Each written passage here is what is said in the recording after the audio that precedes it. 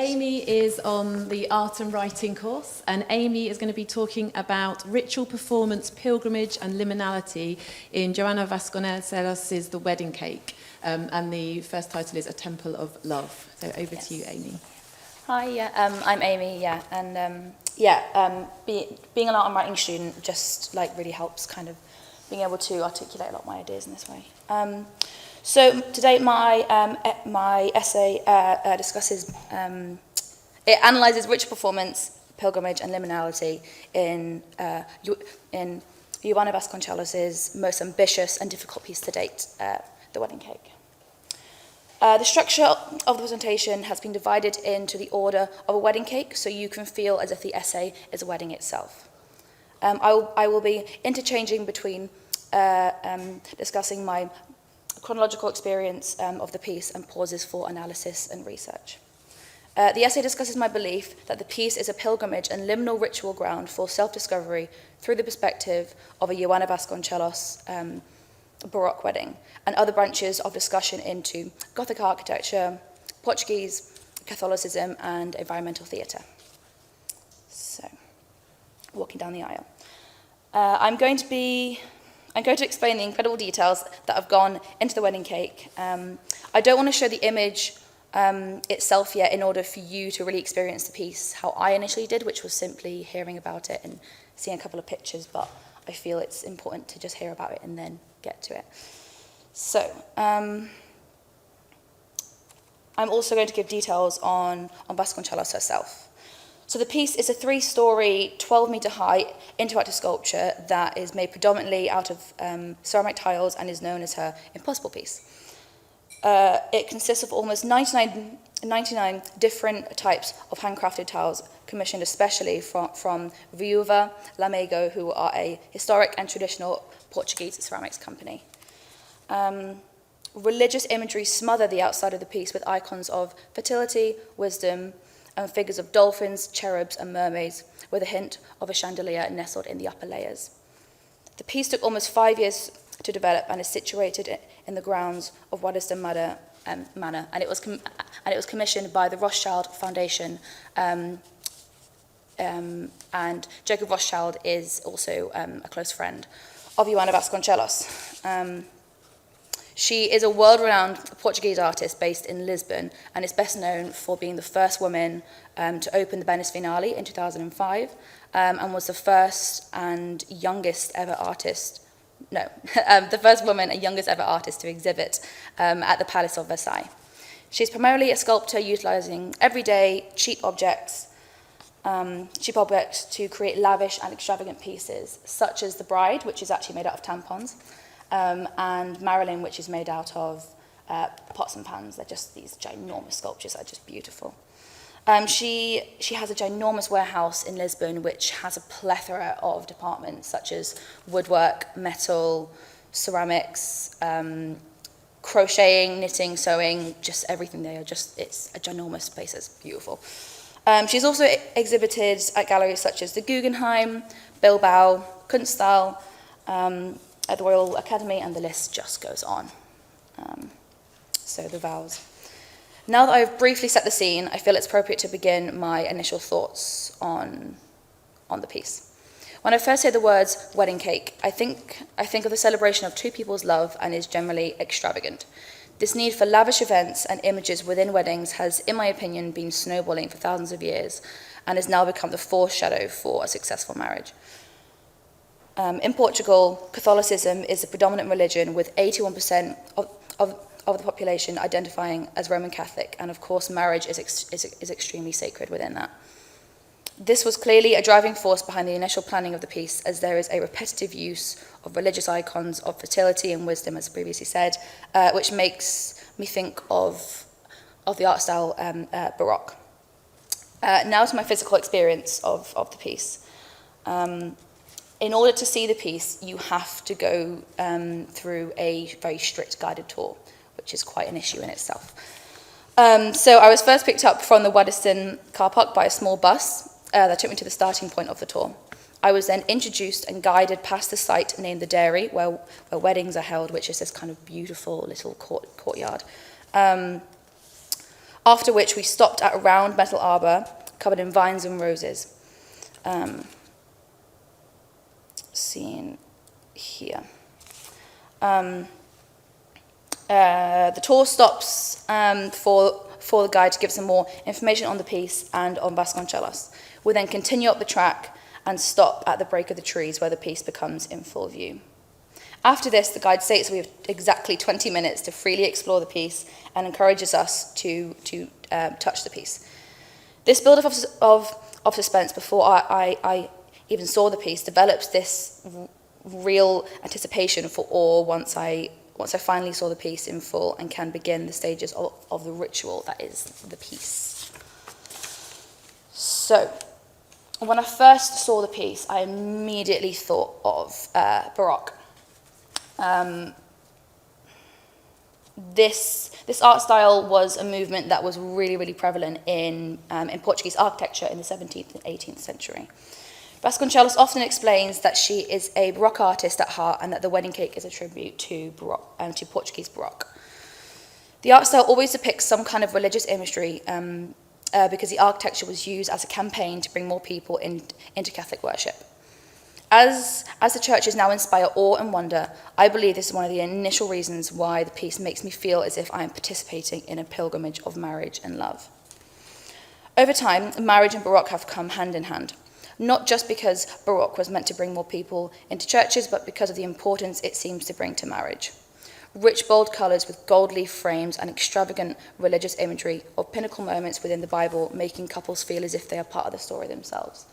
And just talking a bit more about Vasconcelos and her kind of love and description of Baroque, she does a lot of these paintings, and these are kind of what she's most known for, with these really extravagant frames and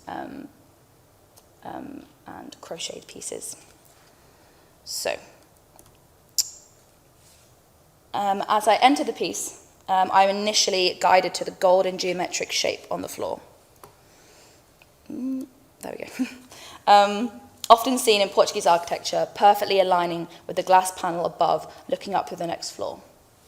Thinking about the idea of guidance upwards to complete the experience makes me think of how Vasconcelos may have wanted me to grow my religiosity the higher I got, as if on a ritualistic pilgrimage of love.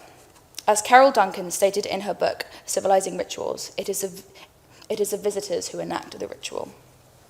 Vasconcelos has choreographed this ritual performance even from the very start of the experience. Duncan similarly explains, in relation to pilgrims walking around a church in a structured route, that museums offer well-developed ritual scenarios, most often in the form of art historical narratives that unfold through a sequence of spaces. This close comparison between a pilgrimage through a church and guidance around an art museum shows that what Vasconcelos is doing is not uncommon. However, I believe how intimate I felt with the piece and the unfolding of the story as I worked my way up the levels is something only a few like Vasconcelos can do in this way, due to her encouragement for the public to interact with her pieces in this way. Most of her installations at most galleries are interactive, most of them, which I think makes her a lot more interpersonal as an artist. Thinking about this intimacy with space, I began to research into the idea of liminality, and how for Vasconcelos, the final part of your pilgrimage begins as you first step into the piece and this liminal space. The terms liminality and rite of passage were first coined by crucial anthropologist Van Gennep when referring to the rituals and transitional periods an individual might take when integrating into communities, where an individual leaves the preliminal status but is not in the postliminal state either. Victor Turner describes his embodiment of liminality within Western notions, such as being at the theatre, seeing a film, or visiting an art exhibition. In this piece, I stepped into the liminal space of separation from the normalities of modern-day love and into this pilgrimage of the perfect Baroque wedding through Vasconcelos' eyes. Whilst in this space, our movement and thoughts of each feature has been meticulously planned to incubate contemplation of religion and marriage. maybe the final outcome when you reach the top is spiritual awakening, turning the piece into something much more than just a temple of love, but a rite of passage. So, our art exhibition is now becoming something more than just a space to contemplate art. Richard Schechner discussed this in depth, referring to performances as rituals and particularly liminal spaces. Schechner had a close relationship with Victor Turner and shared an ethos on liminality and performance. He also discusses how individual artists, especially in the 1960s, have taken to inventing rituals. Anna Halpern calls some of her performances rituals, as do many other artists now. The piece also resembles a form of environmental theatre, as from the start of the guided tour, every aspect has been choreographed to even include nature, such as the thick line of trees hiding the piece from being fully exposed, the pause at the metal arbor, and the pause as you first have the piece in full view. It's all been very, very structured. As I made my way up the next level, I am greeted. I'm greeted by, as you can see, an array of traditional Portuguese ornaments. Vasconcelos chose these specific ornaments because she wanted elements from each period of Portuguese architecture, such as the 30s, 50s, and 60s. And it really does look like a proper traditional Portuguese building, I think. Thinking again about the way in which you have to constantly look up to see these tall and pointed features of the piece creates this constant upward motion with the entire experience of the piece. This makes me think of another element of Portuguese architecture, that is the introduction of Gothic cathedrals. Gothic architecture first disseminated through Portugal by the first church built between 1178 and 1252, called the Monastery of Alcobaça, I'm definitely pronouncing that wrong, and continued through Portugal's architectural history. In Gothic cathedrals, there were key characteristics that define them, such as pointed arches, ribbed vaults, and flying buttresses that were not only structural purposes, but also pointed towards heaven. Vasconcelos may have extracted elements of this architectural style through her use of the glass circle looking up to the higher levels of the piece. She also used a variety of pointed turret-like spheres lining the edge of each level, and even at the very top, they turn into ceramic rods that seemingly end with fire, as you can see here.